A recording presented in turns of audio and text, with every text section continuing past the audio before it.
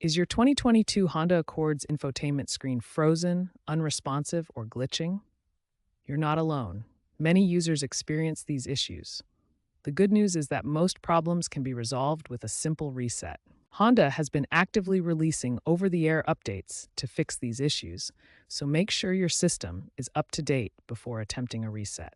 There are three main types of resets: a reboot or soft reset, a factory reset, and as a last resort, a battery disconnect. We'll explain each reset type, when to use them, and how to perform them safely. Let's walk through the reset procedures.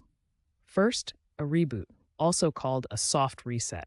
Simply press and hold the power button on your touchscreen for 10 to 15 seconds until the system restarts. This clears minor glitches without losing your data. Next, a factory reset. Navigate to Settings, then System, then Factory Reset. You may need a PIN. The default is often 0000. This erases all personal data, restoring the system to its original state. Use this if a reboot doesn't work. Remember, always back up important data before a factory reset. Finally, for a frozen screen fix, if the screen is completely unresponsive, disconnect the negative battery terminal for 5 to 10 minutes.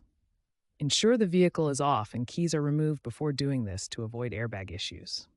After reconnecting, test the system. If problems persist after these resets, contact your Honda dealer.